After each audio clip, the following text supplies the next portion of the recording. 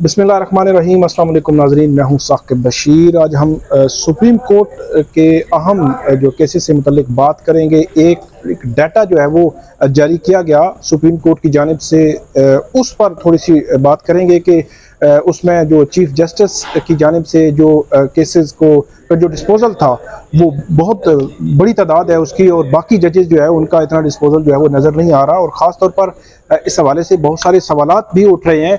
एक तो इस पे बात करेंगे, और दूसरा अगले हफ्ते 18 और 21 जुलाई को दो बड़े अहम केसेस जो है वो सुप्रीम कोर्ट में जो है वो फिक्स हुए हैं, और 6 मेंबर बेंच ही उनको सुनेगा। अगरचे इसमें जो जस्टिस काजी फाइज ईसा हैं, जस्टिस सरदार तारिक हैं और जस्टिस मंसूर अली शाह हैं। इसी तरह अगर गवर्नमेंट की बात की जाए तो उनकी तरफ से भी फुल कोर्ट जो है वो बनाने की इस्तदा जो है वो की गई थी। उनकी जजेस की जानिब से तो ये सजेस्ट किया गया है, या उनकी जानिब से ये कहा गया कि अगर फुल कोर्ट बना दी जाए तो मिलिट्री कोर्ट्स के खास तौर पर जो केस है, तो अब उन केसेस में क्या होगा, और जो डाटा है, डाटा को जो है वो कैसे जो है वो देखा जा रहा है। हमारे साथ मौजूद हैं सीनियर सहाफ़ी हैं असरात मलिक साहब। उनसे हम पूछेंगे सबसे पहले तो जो डाटा है, डाटा से मुतल्लिक बताएं कि चीफ जस्टिस का जो हमने डाटा देखा है कि चीफ जस्टिस ने बहुत बड़ी जो है वो डिस्पोजल की है, और बाकी जो जजेस हैं जस्टिस आयशा मलिक भी या जस्टिस काजी फाइज ईसा बहुत सीनियर प्यूनी जज हैं, और उनकी बहुत कम जो है वो तादाद है। तो क्या आपका एनालिसिस क्या है, क्या आप कहते हैं इस वाले से?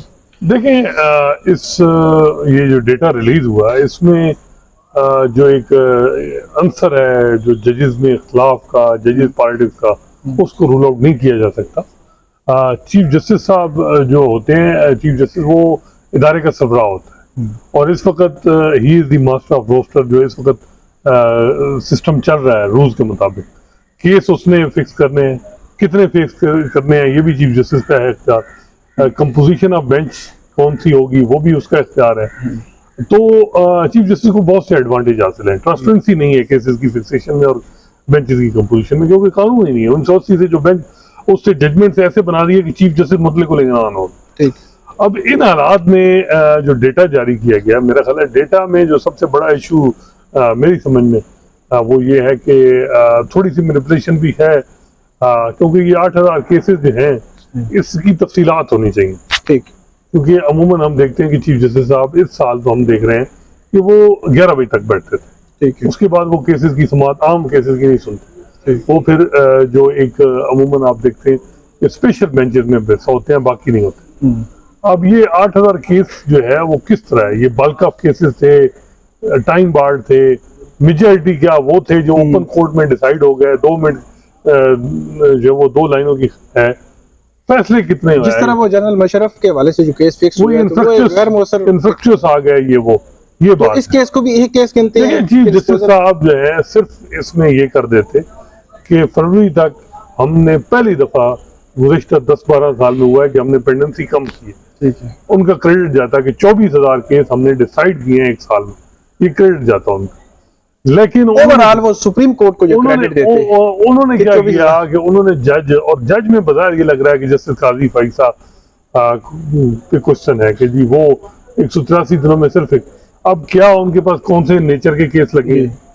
अब ये मेरा अंदाजा है कि वो वहां भी कोई स्टडी देंगे, डेटा स्टडी, और वो फिर बताएंगे कि क्या है, क्या मामलात हैं, क्योंकि बड़ी परसेप्शन बड़ी ऐसी जा रही है। मेरे ख्याल में उनके टाइम में कोई ऐसे नहीं होता था कि कॉल कैंसिल हो जाती थी। केस सारे सुनते थे, केस लंबे होते थे।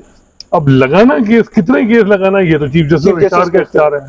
तो ये मजीद एक्सप्लेनेशन की जरूरत है। ठीक है। अब ये मेरा ख्याल है कि ये चीजें आएंगी कुछ 2-4 दिनों में। नाज़रीन के आसानी के लिए कि बहुत सारे केसेस ऐसे होते हैं जो गैर मौसर हो चुके हों, मतलब 2013, 14, 15 में या 16 में दायरियाँ हुई और उसके बाद वो गैर मौसर हो गए। तो ऐसे जो मलिक साहब जो बता रहे हैं कि ऐसे केसेस किस बेंच में लगेंगे, ये चीफ जस्टिस का इख्तियार है।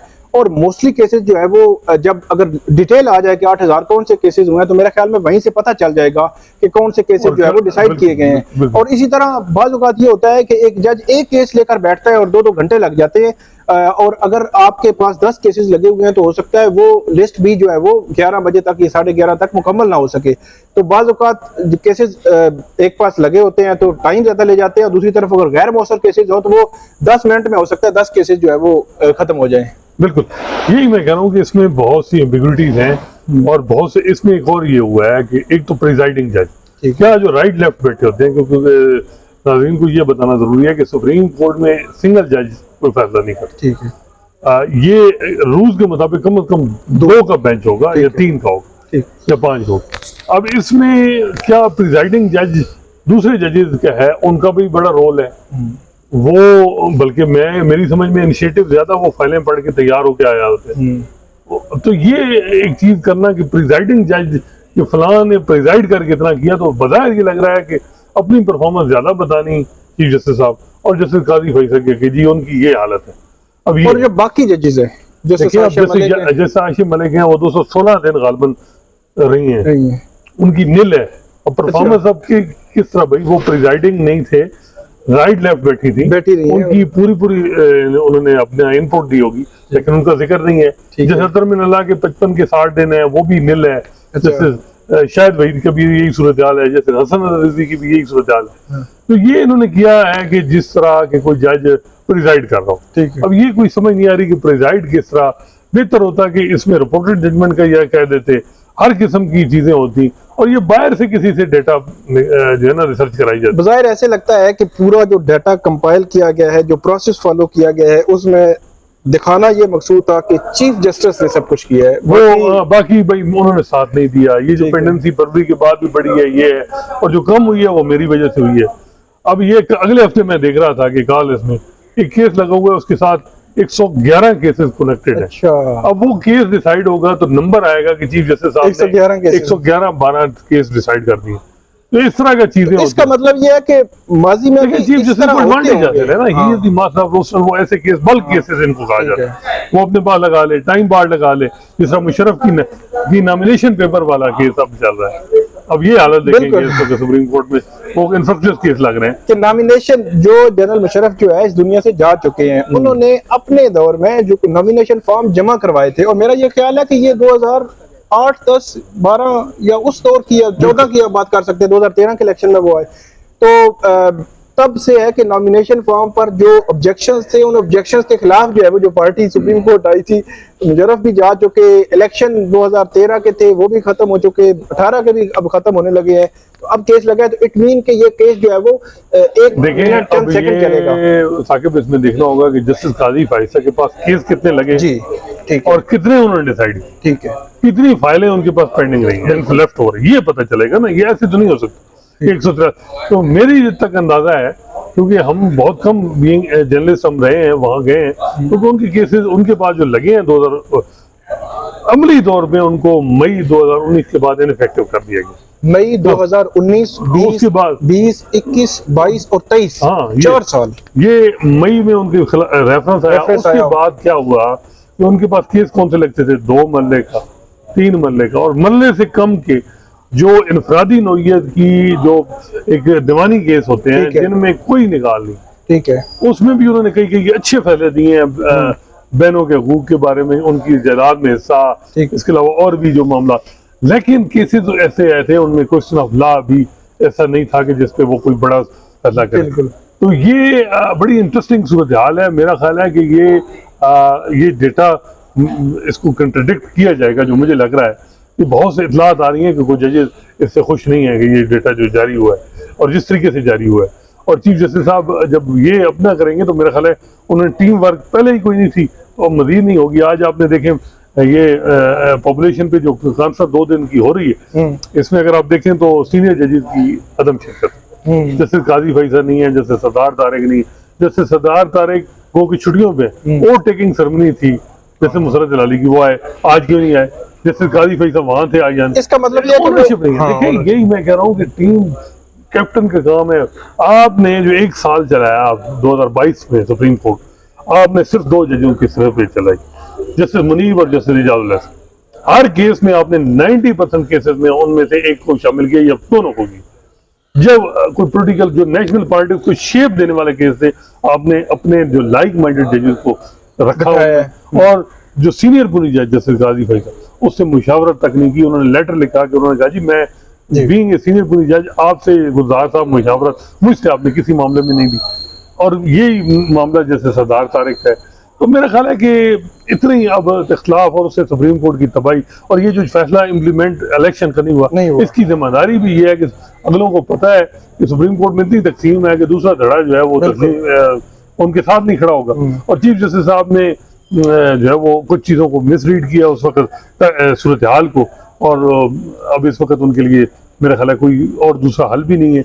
वो कोई भी फैसला करें हुकूमत और एस्टेब्लिशमेंट उसको मेरा ख्याल है मानेगी नहीं। मतलब उसमें भी 14 मई, 14 जून, 14 जुलाई भी अब गुजर चुका है। आज 14 जुलाई है, तो 2 मंथ होने को हैं कि वो जो इलेक्शन जो फैसला था इलेक्शन कराने का वो खत्म हो चुका। दूसरे मौजू पे आते हैं। 2 केसेस है मिलिट्री कोर्ट के हवाले से, और दूसरा जो केस है वो अब फिक्स हो गए हैं। तो आपको क्या लगता है कि अब उनमें कोई बड़ा कोई फैसला आ सकता है? और जो बेंच के हवाले से भी बताइएगा। देखिए, जो फौजी अदालतों के हवाले से केस है वो इम्पोर्टेंट है, लेकिन उसमें चीफ जस्टिस साहब ने कहा कि हम जो कानून है जिससे सिविलियन का ट्रायल होता है मिलिट्री कोर्ट, उसको नहीं छेड़ेंगे। हम ये देखेंगे कि प्रोसेस जो है वो सही फॉलो हुआ, जो सेफ गार्ड हैं वो किए गए, ड्यू प्रोसेस ये वो जो कमांडिंग ऑफिसर ने दरख्वास्त दी उस पर ATC ने जब मामला केस ट्रांसफर किए मिलिट्री कोर्ट में, तो वो स्पीकिंग ऑर्डर था, ये वो ये फेयर ट्रायल और ये चीज़ों की तरफ जा रहे हैं। अब इसमें जो मतलब आप ये कह रहे हैं कि इस लिहाज से सुप्रीम कोर्ट का या चीफ जस्टिस साहब का माइंड क्लियर है कि वो चलेंगे उधर ही, उनकी रिमार्क्स ऑब्जर्वेशन कोई भी उस कानून को नहीं छेड़ रहा जिसकी कानून की बुनियाद पे जो है वो सिविलियन का ट्रायल हो जी वो नहीं हो रहा। बिल्कुल ठीक। और दूसरा जो मेरा ख्याल है कि वो इसमें मैटर है कि जी क्या फुल कोर्ट बनेगा, क्योंकि जैसे काजी फैसल जैसे सरदार तारिक ने कहा कि supreme court practice and procedure act जब तक डिसाइड नहीं होता उस वक्त तक हम नहीं बैठे। होना तो ये चाहिए था कि पहले वो केस लगता, बिल्कुल साकिब साहब, वो पहले लगता, उस पर स्टे विकेट होता और इन जजेस को कहा जाता कि अब आप बैठ जाए बैठ। वो इस तरह मेरा ख्याल है अब नहीं है। इसका मतलब है कि फुल कोर्ट नहीं बनेगा, इसी तरह मामला चलेंगे। तो जैसे याही अफरीदी ने भी कहा, जैसे मंसूर अली शाह ने भी कहा कि फुल कोर्ट बनाया जाए, लेकिन मेरा नहीं ख्याल कि फुल। तो फिर हम यही कह सकते हैं कि जो 14 मई इलेक्शन कराने का जो फैसला था उस पर अमल दरामद भी नहीं हुआ, 2 मंथ भी गुजर गए और उससे असर कोई नहीं हुआ सुप्रीम कोर्ट को कि हमारे सुप्रीम कोर्ट भी असर हो रही है। तो एक और अगर फैसला वो करेंगे, अगर उस पर भी अमल दरामद ना हुआ तो क्या बनेगा? देखिए, उसमें अमल दरामद तो मेरा ख्याल है होगा। उसमें क्या होना है क्या पता, ये मामला प्रोलॉन्ग हो जाए। टाइम अब सिर्फ चीफ जस्टिस साहब के पास अगला महीना ही रह गया ना, अगस्त का, सितंबर में तो वो रिटायर हो जाए। ठीक है, उनके दिन ब दिन उनके पास टाइम कम हो रहा है, तो अब देखना होगा कि वो किस तरह चीज़ों को लेके जाएंगे। Supreme court practice and procedure act और ये मिलिट्री कोड, ये दोनों ऐसे केस हैं जो मेरा ख्याल है बहुत इंपॉर्टेंट है। लेकिन मेरा ख्याल है कि इतनी डिवीजन है सुप्रीम कोर्ट में, सुप्रीम कोर्ट की पोजीशन नहीं है कि वो मिलिट्री कोर्ट केस में कोई करे, बड़ा कोई फैसला करे। अभी तक तो जो हालात लग रहे हैं। दूसरी तरफ जो supreme court practice and procedure act है, उसमें मेरा ख्याल है कि बड़ी ज्यादती ये हुई कि पहले दिन जो स्टे दे दिया गया, ये फुल कोर्ट मामला सुनती, हर जजेस के चीफ जस्टिस साहब ने चुन चुन के बंदे जो अपने हम ख्याल थे उनको 8 रुकनी बेंच बना। इससे थोड़ा मसला बनता है कि आप ट्रांसपेरेंसी का तकाजा ये था कि फुल कोर्ट बनता, जितने इख्तियारात आपसे ज्यादा जस्टिस काजी फैसल इफेक्टिव थे आप उनको बिठाते, इफेक्टिव थे आप जैसे सरदार तारिक को बिठाते, और फुल कोर्ट ये डिसाइड करता कि supreme court practice and procedure act ठीक है या violative of independence of judiciary. ये मामला हो गया। इसके अलावा और मामला ऑडियो के कमीशन पे जजमेंट रिजर्व है, जो अभी मेन केस नहीं, दूसरे केस, बहुत से केस बंदियाल साहब ने अपने अभी तक उन पे जजमेंट रिजर्व की हुई है। चीजें लग रहा है कि वो रुकी। एक तो ये है कि जैसे मुनीब अख्तर इस वक्त खालिबन पाकिस्तान में नहीं, आज मैंने उनको देखा नहीं कॉन्फ्रेंस में, तो उनका भी वेट किया जाएगा, वो आएंगे तो चीज़ें मेरा ख्याल है चलें। और ज़्यादातर ये केसेस फैसले जो हैं 20 के बाद जारी होंगे और अगस्त में फिर कोई इसका फॉलोअप होगा। तो अगस्त की में कुछ लोग कह रहे हैं हुकूमत चली जाएगी तो फिर बंदियाल साहब जजमेंट देंगे, लेकिन फिर क्या जजमेंट देंगे जब हुकूमत चलेगी। बहुत शुक्रिया हसन मलिक साहब ने बड़ी तफसील के साथ हमें बताया। एक तो जो डाटा जारी हुआ है उस डाटा के हवाले से क्या जो है वो खदशात पाए जाते हैं और क्या जो है वो मज़ीद उस हवाले से कुछ चीज़ें आ सकती हैं, और दूसरा मिलिट्री कोर्ट्स के हवाले से बड़ी पते की बात दी कि जो चीफ जस्टिस हैं उनका बज़ाहिर जो रिमार्क्स हैं, जो माइंड है, वो शायद मिलिट्री कोर्ट में जो है वो उसके ट्रायल ना करने के हवाले से नहीं है, बल्कि उसका जो प्रोसीजर है, जो प्रोसेस है, जो राइट्स हैं जो मुल्ज़मान के, क्या उनके हवाले से जो वो प्रोटेक्ट जो है वो होने चाहिए, इस हद तक जो है वो देखा जा रहा है। लेकिन क्या फैसला आएगा ये मतलब देखते हैं कि क्योंकि ईद से पहले ये कहा गया था कि ईद से 1-2 रोज़ पहले इसका फैसला जो है हम कर देंगे, लेकिन अचानक DGISPR की प्रेस ब्रीफिंग आती है। अगले रोज़ सुप्रीम कोर्ट में ये केस फिक्स था, उसके बाद से लेकर ऑनवर्ड अब 18 जुलाई को इस केस की जो है वो समाअत होनी है। तो जो भी अपडेट होगी वो हम आपके साथ शेयर करते रहेंगे। आप हमें फीडबैक जरूर दीजिएगा। अल्लाह हाफ़िज़।